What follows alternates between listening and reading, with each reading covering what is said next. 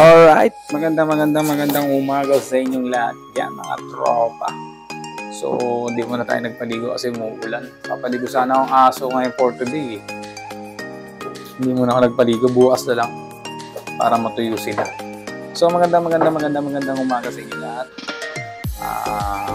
This is Dazzler TV on the Mix. Yan, panatilihin nyo lang na lagi kayo nakasubscribe. Maraming salamat sa mga supporters natin dyan. So, panibagong vlog tayo for today. So, magluluto tayo ng ulam. Ang lulutuin natin pechay with black beans and tokwa. Yan, nalagyan natin yan. Tapos gagayatin natin yung pechay. So, tara. Samahan niyo ako. Prito muna natin ng tokwa. Alright. So, ayan.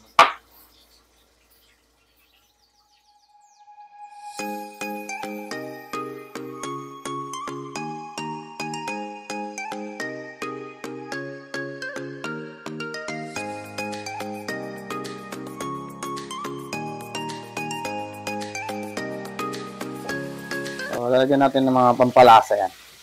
So, nagluto tayo ng puset. Niniluto tayong puset. Sasawag din natin yan sa ating gulay. Yan. Prito lang natin siya. So, eto na, no?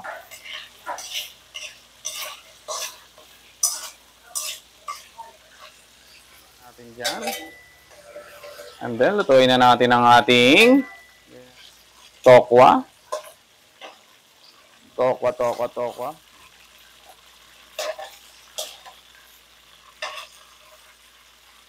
Yan.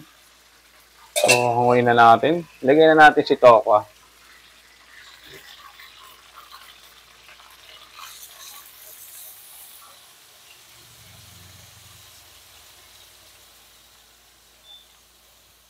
Lagay na natin lahat yan. Hayaan na natin siya maluto. Yan. Kailangan natin siya na malutong maluto. So, takpan na natin siya. Yan. So, alright. Nalan ulit.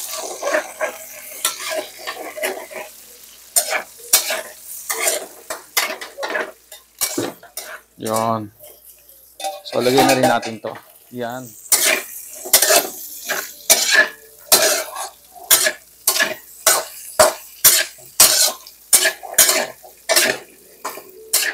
Pechay.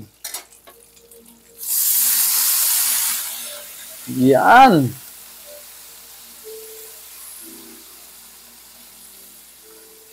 Yan, no? Yun, no? Sarap niyan.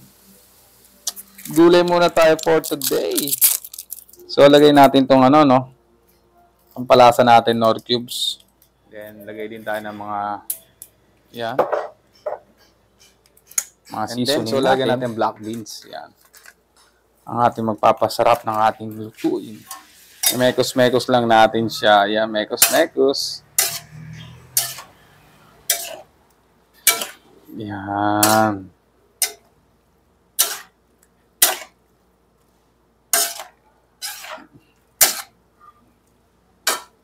So, ayun na yung ating ginisang pechay. May tokwa. And then, nilagyan ko na rin ng bola-bola. And then, sinamahan ko na rin ng konting puset. Yan. Meron tayong puset doon. So, mamaya na. I-flex na natin mamaya for plating. Let's go. Takpan muna natin siya.